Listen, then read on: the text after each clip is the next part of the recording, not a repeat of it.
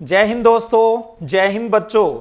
आज हम हिस्ट्री के अंदर आपके तीसरा जो चैप्टर है बंधुत्व जाति और वर्ग, उससे जुड़े हुए महत्वपूर्ण एमसीक्यू जो क्वेश्चन हैं उनका अभ्यास करेंगे।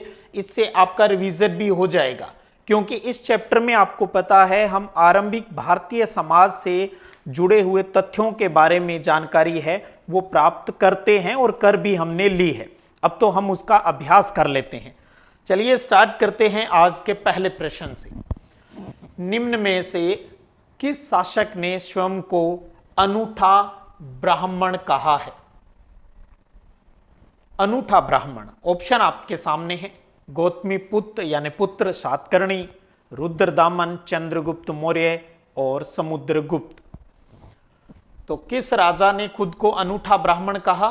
तो सही उत्तर है वो है गौतमीपुत्र सातकर्णी। सातवाहन वंश का शासक है ये और बहुत ही प्रसिद्ध शासक रहा है सातवाहन वंश का। और आपको पता है हमने सातवाहन वंश को के से जुड़े हुए काफ़ी अपवाद है वो भी हमने पढ़े हैं, क्योंकि इसके अंदर काफ़ी दूसरे वंशों की बजाय इनके अंदर आपको काफ़ी चीज़ें हैं वो नई मिलती है। दूसरा प्रश्न देखिए, रेशम बुनकरों की श्रेणी का उल्लेख, रेशम बुनकरों की श्रेणी का उल्लेख निम्न में से किस अभिलेख के अंदर मिलता है? बहुत प्यारा प्रश्न। कौन सा अभिलेख है भाई? चार ऑप्शन आपके सामने हैं। रेशम बुनकरों की श्रेणी का, तो सही उत्तर है वो है मंदसौर अभिलेख। अब बात करें इससे जुड़े हुए कुछ तथ्यों की। सबसे पहले तो आप जानिए मंदसौर है कहां। यह है वर्तमान में मध्य प्रदेश, जो हमारी स्टेट है, राज्य, वहां पर। यहां पर जो ये रेशम बुनकर थे, कहा गया है ये आए थे लाट से। और लाट किस जगह था? गुजरात एरिया के अंदर। तो लाट गुजरात से ये लोग पहुंचे थे मंदसौर। और मंदसौर का अगर हम बात करें पुराना नाम, ये भी अपने आप में प्यारा क्वेश्चन है। मंदसौर का पुराना नाम है वो क्या है? दशपुर। तो ये भी ध्यान रखिए, मंदसौर का पुराना नाम दशपुर है। और इसी अभिलेख से हमें रेशम बुनकरों की एक श्रेणी की जानकारी है वो मिलती है। चलिएगा अगला प्रश्न।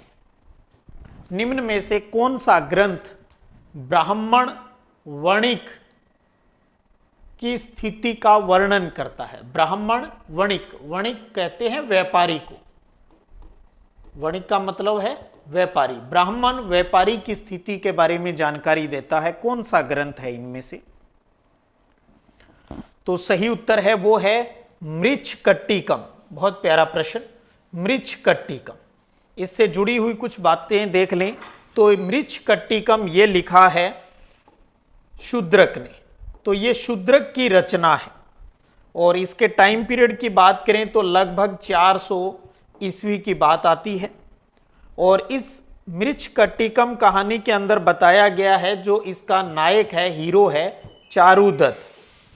चारुदत्त को इसके अंदर ब्राह्मण वणिक है वो बताया गया है। तो ब्राह्मण वणिक की स्थिति का वर्णन हमें किस में मिलता है? मृच्छकटिकम में, जो किसके द्वारा रचित है? शूद्रक द्वारा रचित है भाई। चलिए अगला प्रश्न। कुछ कथन दिए गए हैं 3 और आपसे ये पूछा गया है, विचार कीजिए और बताइएगा इनमें से कौन सा कथन सही है। एक सही है या एक से ज्यादा सही है? तो अच्छे से ऐसे प्रश्नों को समझना है, क्योंकि यहां हम इन एमसीक्यू क्वेश्चनों के माध्यम से चैप्टर के मूल बातों को, कंसेप्ट को वो अच्छे से समझने की कोशिश कर रहे हैं। पहला है मनुस्मृति का संकलन 200 ईसा पूर्व से 200 ईस्वी के मध्य हुआ। बिल्कुल सही है ये बात, और ये अपने आप में इंपॉर्टेंट भी है। बोर्ड में पूछा जाता है कई बार भी मनुस्मृति का संकलन कब हुआ? तो 200 बीसी से 200 एडी के बीच, 200 बीसी से 200 एडी के बीच हुआ। तो ये बात सही है। दूसरा है पुरातत्ववेत्ता बीबी लाल ने हस्तिनापुर गांव के अंदर उत्खनन कार्य किया था, और वो भी 1951-52 में, याद आ गया होगा। तो ये कथन भी बिल्कुल सही है। तीसरा है महाभारत की कथा का केंद्र बिंदु कुरु और पांचाल नामक राज्य थे।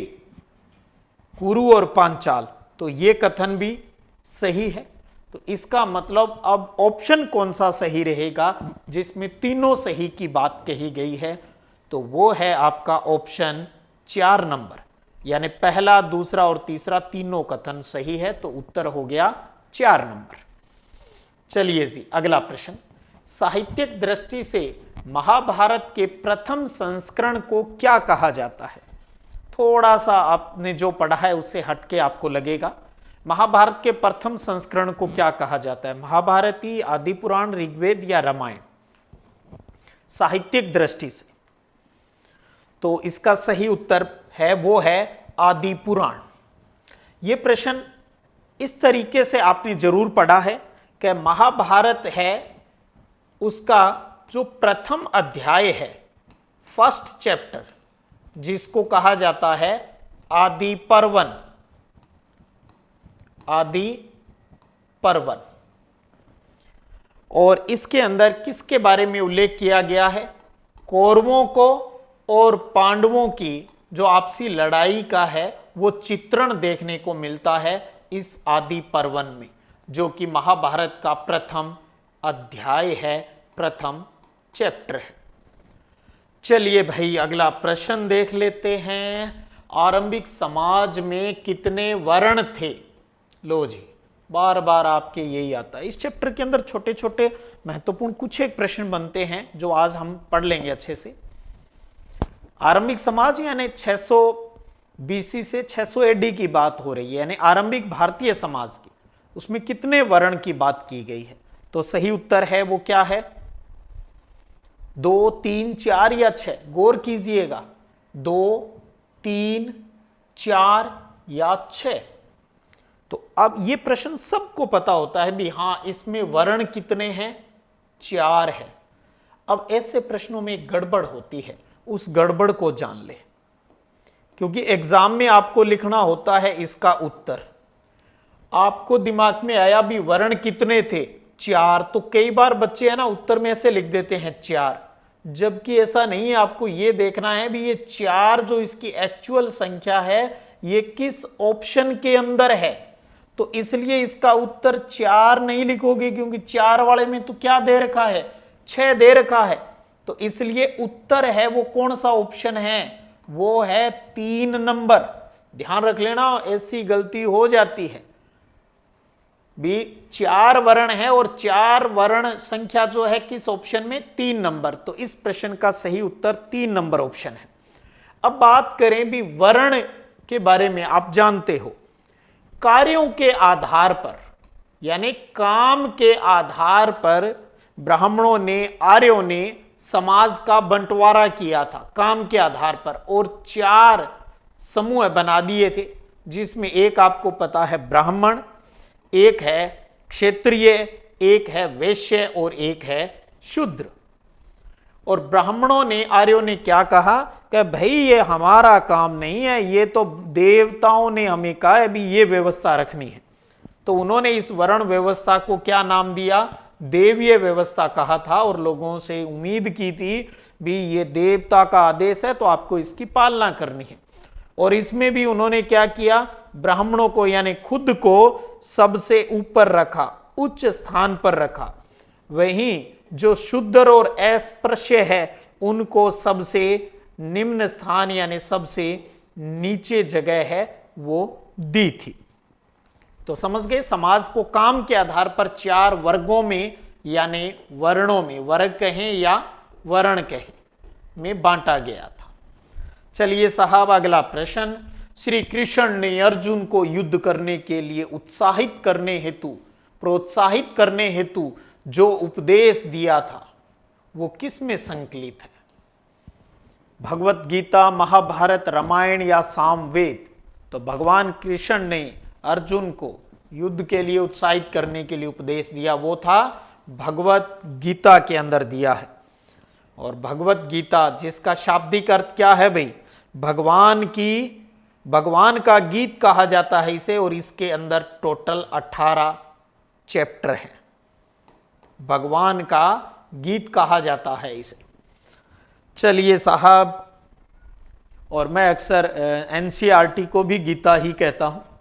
8वां, किन शासकों के नाम के साथ माता का नाम जुड़ा होता है? माता का नाम, बहुत प्यारा प्रश्न है। और याद कीजिए, फर्स्ट क्वेश्चन में हमने कहा था भी एक वंश ऐसा है जिसके बारे में आपको बहुत सी चीजें हटके मिलेगी, मौर्य, गुप्त, कुषाण, इनसे हटके मिलती है। और बार बार ऐसा कोई प्रश्न आए तो अब आप समझ गए वो कहानी मिलती है दक्कन क्षेत्र के सातवाहन शासकों से। पहला ही प्रश्न था गौतमी पुत्र सातकर्णी की बात थी, जो कि सातवाहन वंश का सबसे जो कहा प्रसिद्ध शासक और जिसने खुद को अनूठा ब्राह्मण कहा था, अनूठा ब्राह्मण। वहीं हमारी जो वर्ण व्यवस्था है वो कहती थी भी राजा कौन बनेगा? क्षत्रिय, जबकि सातवाहन शासक के गौतमी पुत्र सातकर्णी ने खुद को अनूठा ब्राह्मण कहा। धर्मशास्त्र यानी धर्मसूत्र या धर्मशास्त्र की बात आ जाए तो ये ब्राह्मणों द्वारा लिखित ग्रंथ है। इनके अनुसार यज्ञ करने का कार्य किसका था? यज्ञ करने का। अब इसमें सोचने की जरूरत नहीं है, हमने ब्राह्मणों के काम पढ़े हैं और ये काम है ब्राह्मणों का। ब्राह्मणों ने कहा हम यज्ञ करेंगे, और क्षेत्रीय वैश्य इनको कहा भाई आप करवा लेना, और शूद्रों को कहा नहीं नहीं हाथ भी नहीं लगाओगे। अगला, शास्त्रों के अनुसार केवल किस जाति के लोग ही राजा हो सकते थे? शास्त्रों यानी इन्हीं धर्मसूत्र धर्मशास्त्रों की बात ब्राह्मण ग्रंथों की है वो हो रही है। राजा केवल कौन बन सकता था? तो कौन? केवल क्षत्रिय। क्षत्रिय है वो ही राजा बन सकते थे। लेकिन आपको पता है हमने अपवाद खूब पढ़े हैं, भी जो क्षत्रियों के अलावा भी राजा है वो बने हैं लोग।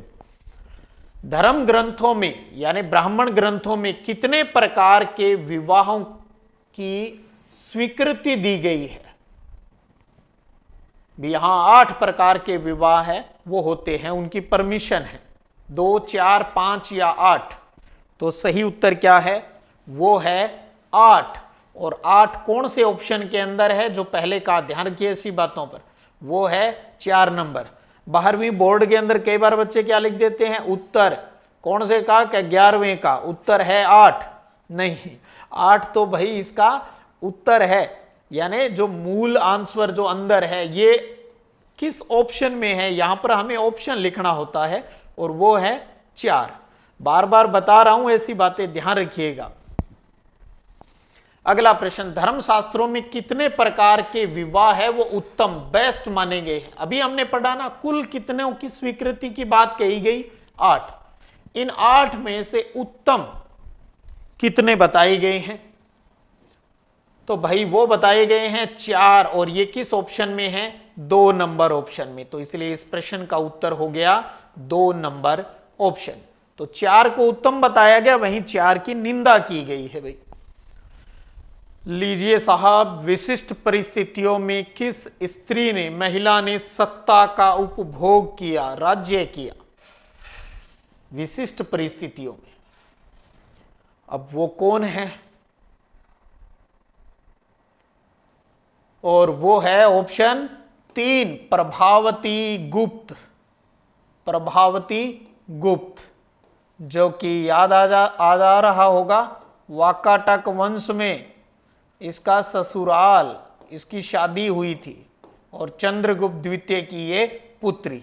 जहां हम बात करते हैं भी सातवाहन वंश की बात करते हैं, तो सातवाहनों का जहां राज था वहीं पास में यहां वाकाटक, तो दक्षिण क्षेत्र के अंदर सातवाहन या वाकाटक की बात आती है। तो प्रभावती गुप्त ने सत्ता का उपभोग किया है। आपको वैसे पता है आरंभिक समाज में राजनीतिक प्रणाली कौन सी थी? वो थी पितृवंशिकता।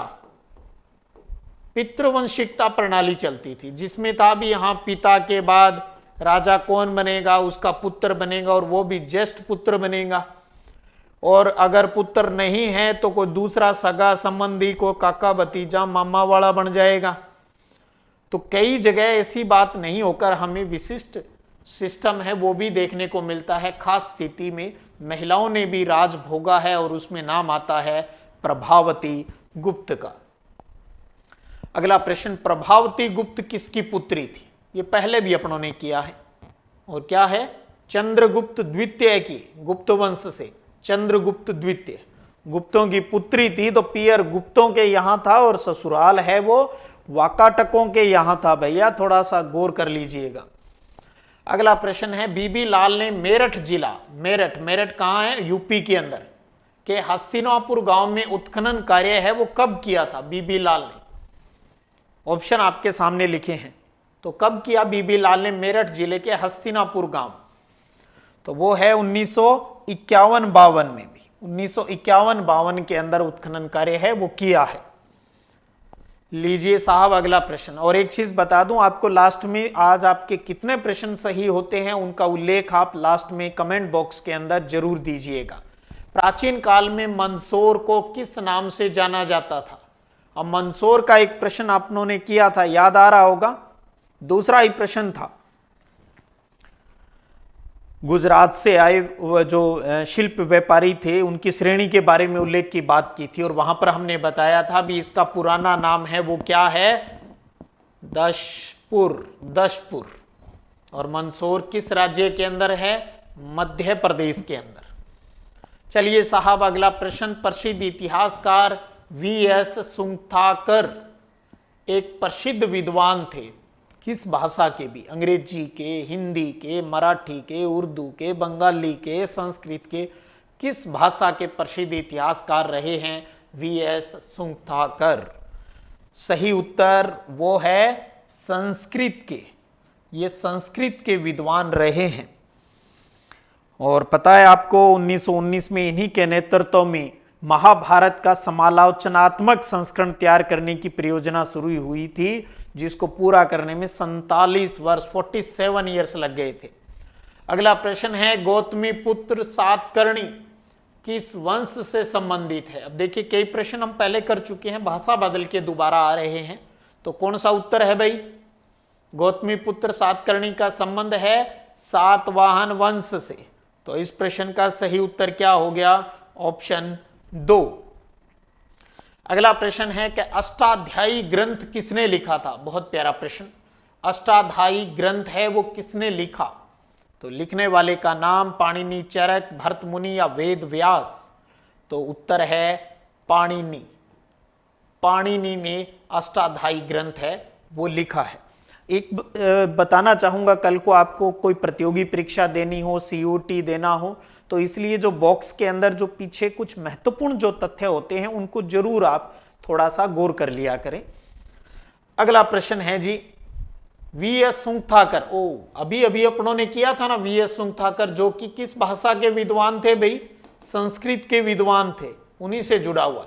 महाभारत का समालोचनात्मक संस्करण तैयार करने में एक महत्वाकांक्षी परियोजना की शुरुआत कब हुई थी इनके नेतृत्व में? और वो हुई थी 1919 में। वहां मैंने क्लियर भी कर दिया था आपको 1919 में। और पूरा करने में कितने साल लग गए थे? 47 ईयर्स, वर्ष है वो लग गए थे इसको पूरा होने में। 20 प्रश्न हो गए। अब आ गई आप वाले प्रश्न की बारी। डू यू नो किस शासक ने सुदर्शन झील का जीर्णोद्वार करवाया था? ऑप्शन आपके सामने हैं, और पहले के पेपरों के अंदर जो हमने सॉल्यूशन किए हैं वहां भी ये सारी बातें आ चुकी है। तो कैसे लगी आज की टेस्ट सीरीज? आपके कमेंट का इंतजार रहेगा, वो मेरे लिए मोटिवेशन का काम करता है। तो इसी प्रकार बने रहिएगा।